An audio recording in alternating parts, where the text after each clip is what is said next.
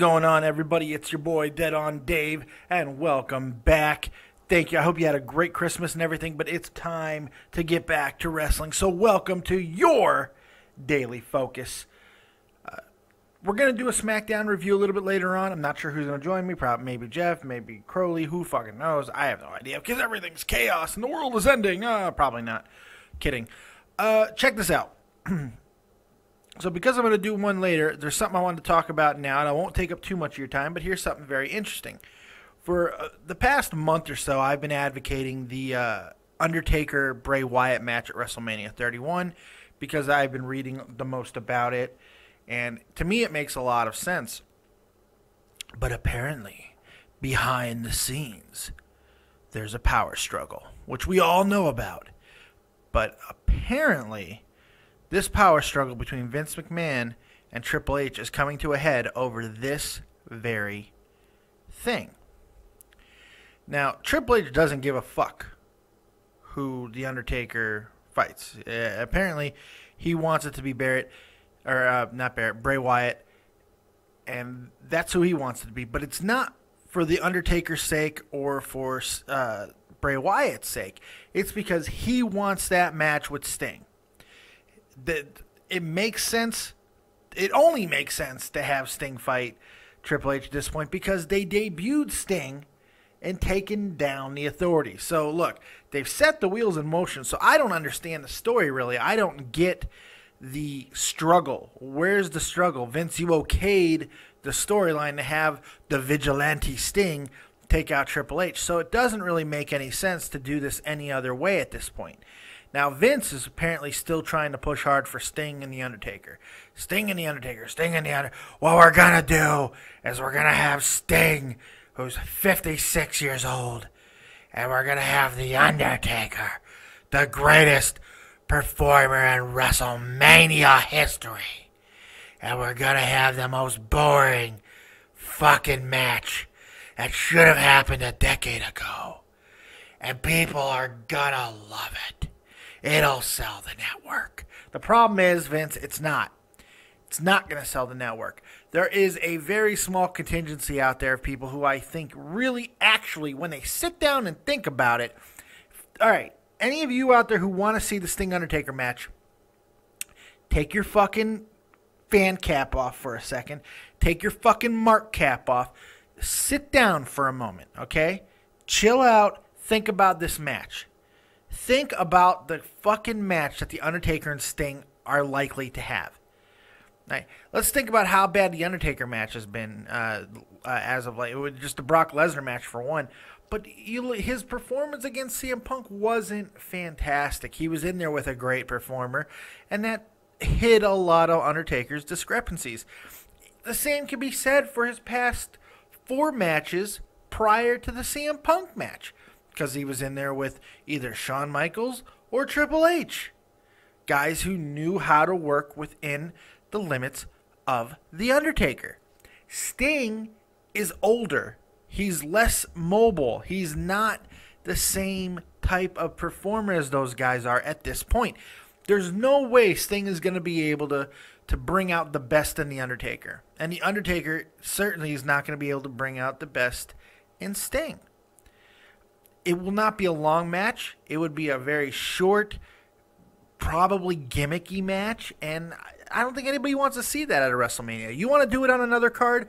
I don't have a problem with that. But WrestleMania should be bigger than that, and Bray Wyatt makes more sense. And hell, there's other guys. If you don't want to go Wyatt, there are other guys, other young guys who could really use the rub from The Undertaker, you know? It just, there are so many other ways to go.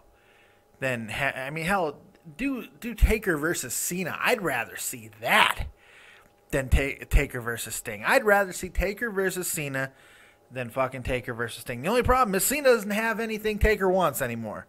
Cena can't get much from Taker now because the streak's gone. So, look, worst case scenario, do a rematch between Taker and fucking Brock. Have Taker take his revenge and then ride out into the fucking sunset. If everything goes the way it's supposed to go, in my head, and Brock does lose the title at Royal Rumble, which I think is going to happen, now more and more, it's making more sense to me. I could see Undertaker and Brock having a match between each other because it just makes more sense. It makes more sense than Bray Wyatt. I mean, Wyatt and Undertaker might not be a very good match, and I'm not sure how much of a rub Bray would get. I still think it's the most likely match to happen, but have Undertaker and Brock Lesnar. I mean, hell, they've been going in twos, and HBK got 2, Triple H got 2. Why doesn't The Undertaker get to invoke his rematch clause against Brock Lesnar? Fuck it. I mean, everybody else gets a rematch clause. I know there wasn't a title involved, but it was the streak. And if anything deserves a rematch, fuck it, it's the streak, right? Most overrated fucking thing in the history of wrestling, by the way, is the fucking streak. People lose their fucking minds over the streak. Fuck. It drives me goddamn crazy. This overblown obsession with the fucking streak. Let it the fuck go. That being said, have Brock and Taker go again. At least storyline-wise, that would make a lot of sense. But Sting Taker, no, I don't want to see it. In fact, if that match is on the card, I'm less likely to watch. Now, certainly, I mean, look, it'll be nice to see Sting. Nobody wants to see Sting in a fucking WWE ring more than me, but I want to see him in a match that makes sense. And the only match that makes sense because of the way they've booked it now is Taker Triple H. So once again, it seems like Triple H is standing in the corner of correct and Vince is standing in the corner of wrong. And this is becoming more and more of a daily issue, I think. Vince is burning bridges, apparently, and we'll transition a little bit and we'll talk about a few more things. Apparently, Vince pissed a lot of people off with his brass ring comment on the Stone Cold Steve Austin show, which I honestly felt was quite innocuous. I did not think it was that big of a comment because it was the corporate comment on the state of affairs. I mean, he singled out a few guys who are going to be stars, and yeah, he talked about a couple guys that should be stars. And, you know, he's not wrong either. I mean, the reaction from a lot of these performers, they're kind of proving Vince right. And the fact that they're not going out there, and people could say, oh, they're not being given the creative control to have incredible moments. I call bullshit. Because when you're in that ring with another person and you have your 2, 3, 4, 5 minutes, whatever you're going to get, even if it's not a lot, you can do something more than what these fucking people are doing in the ring on Raw and SmackDown right now. These wrestlers are not fucking doing things that are lasting impressions. You're in there. Take a fucking chance. Take a goddamn chance. You know what I'm saying? I mean, the Divas are a prime fucking example of that. You know you're only going to get about a minute or two most nights. So why not go ahead and beforehand practice something with your opponent that's not been seen before? Go for a fucking high-risk maneuver. Do something that the fans have not seen out of a fucking Divas match, and I guarantee you the back is going to take notice. I guarantee you. I mean, look at Adam Rose. Adam Rose is he's being booked so horribly, but his actions, the way he is coming off as a heel, the way he's destroying the bunny and shit, it's made me interested in him. He's an example of a guy who looks like he's ready to fucking take something. And maybe he's a bad example. I don't know. But I think that he's a good example because this whole fucking bunny storyline has been horrible, and it looks like he's done a few things here and there to try and make people a little more interested. Now, look, I can also hammer on him a little bit, too, because all of his fucking terrible matches, these micro 30-second matches that he's had to have over the past few months with Titus O'Neil and all that stuff, he could have done the same thing. Him and Titus and all these guys could have done the exact same thing. They could go and fucking practice just a little bit, a move that nobody's fucking seen, and in their 2 minutes, do something that nobody has fucking seen, man, and blow their goddamn minds. That's how you get more fucking time. Vince doesn't always see what is right in front of him. You have to blow the fucking doors off of him. Every major change, every major push that was not already pre-planned that Vince McMahon has had to make, and this is his entire fucking career we're talking about, it's been done because somebody's holding a gun at his head and said, you are going to notice me. You are going to notice who I am. And that's how it happens. That's just how Vince is, because Vince is going to go with a steady stream of income. He's going to go with the John Cenas.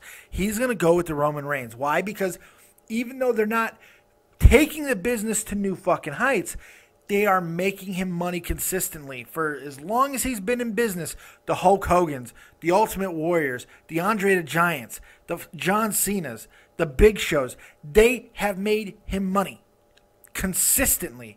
And more than anybody else, probably. They have made him money. Has the business been at their biggest points at times during those guys' careers? Maybe not. But Vince has always made money off them. So why not go with what you know? Especially when you don't have guys on the roster who are pushing the fucking envelope. Dean Ambrose, I'm talking to you right now, too. You know, you complain about the promos that you've been given and stuff. Well, take a fucking chance. You're popular enough with the fans that you could change a few lines here or there or deliver the promos a little bit differently and probably get away with it. Your popularity is that where you could take a few more fucking chances, and you're not doing it. You've let this fucking feud with Wyatt go stale and boring, and it's affected you both. You want to talk about somebody who's made the most of his opportunities?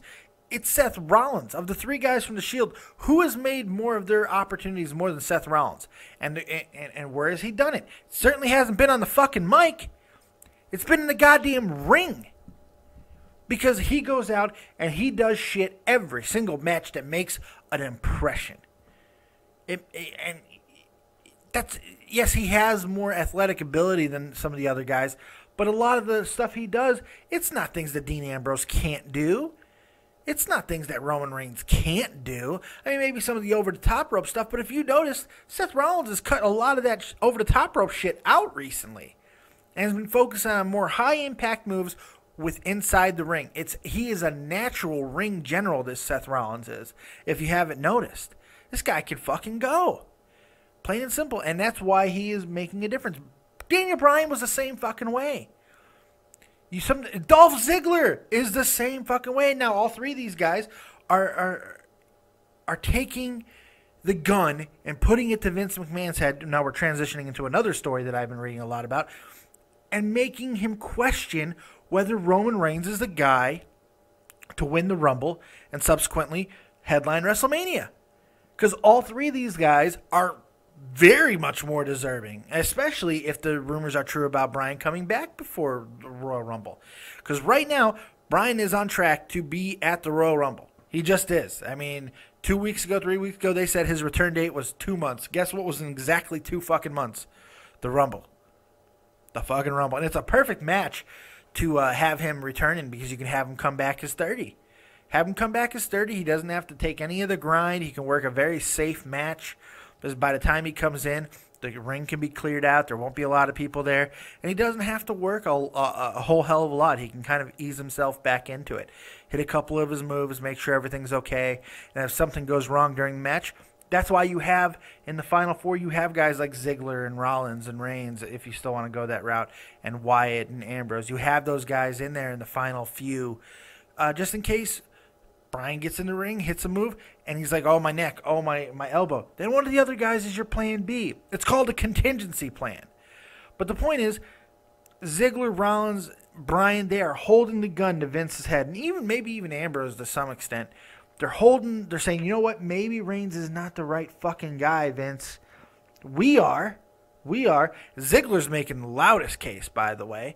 But we're the fucking future. Give us the goddamn ball. And he's having to take notice. There is so much internal discussion right now because of these things. And this is a good thing. We need more of this. But you know what? The rest of the roster could be doing the same thing. So the entire roster rebelling against Vince McMahon because of his comments on the future, or on the brass ring stuff, it's bullshit. It's horseshit.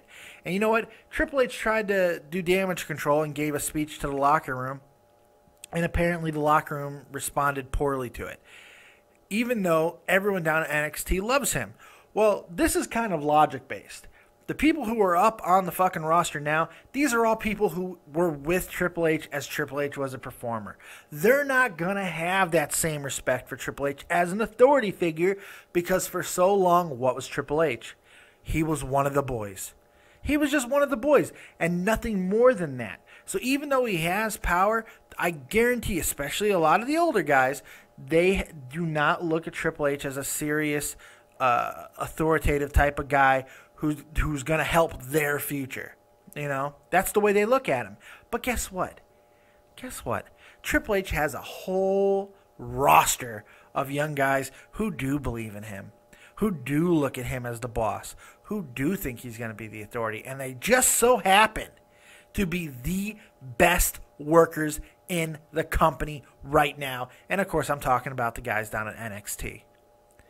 So, as long as Triple H doesn't get divorced anytime soon, I think this whole Vince McMahon power struggle and the dissension in the back and all that, it's going to be phasing itself out. And we're going to know a lot here shortly. I think this is the most important WrestleMania in history. I think it's more important than 30. From a behind-the-scenes management scenario, I think this could be the most important WrestleMania in history. Because what happens on screen is going to tell us what the future is of the company, or at least for the next year or so. We're going to know a lot. And the more we see Triple H get his way, the better I think it is. Because Vince is making bad decisions, man. Bad decisions. But I don't blame him. I don't think it's dementia. I don't think it's old age. Like I said, he's going with what he knows. He's going what makes him money. He's going to go with the Roman Reigns because Roman may not take the company to new heights, but he's going to draw. He's going to make money, you know? He will be Cena 2.0, and it's going to piss a lot of people off, but he is a safe bet because the guy has the entire package. He could be that ambassador that John Cena is. And that might be the one thing he has that the other guys don't have right now. He does have the ability that you could put him on any talk show, on any television show, on Saturday Night Live. You can do that with him because of the way he looks, because of the way he carries himself. Just like Cena, you know? And you can't really blame Vince for thinking that way. It's made him money his entire life, and it will continue to do so. In spite of all of us who are angry about it, it will continue to make him money. So keep that in mind. You know, so it might not be all about dementia. It might just be about until somebody does take that fucking brass ring and show Vince, hey, I'm an A-plus player. I'm the fucking man. I'm Seth Rollins. I'm Dolph Ziggler. Why should Vince fucking detract from what has worked? Think about that. All right? Let me know what you guys think about all the things I talked about today. The Undertaker comments, the WrestleMania 31 stuff. Should Triple H and Sting fight? Even though I don't see how any of you could say that it shouldn't happen because it makes the most fucking sense in the world. Let me know what you guys think. Like, subscribe, share. Thank you for all the well wishes to me and my daughter and my wife and my entire family through the comments and some of the weird comments about wanting to have sex with my turtle. That's okay, too. I don't mind that as well. I'm sure the turtle really appreciates it. It's good times. It's good times. Thank you guys for all the support. Hope you have a very good rest of the holiday season and a very happy new year. We'll see you later on today for the SmackDown review. I'm about to watch SmackDown right now. I'm about to sit through this fucking garbage. I'm sure it is. And we'll do a SmackDown review in a little while. All right, see you then. This is your Daily Focus. Peace.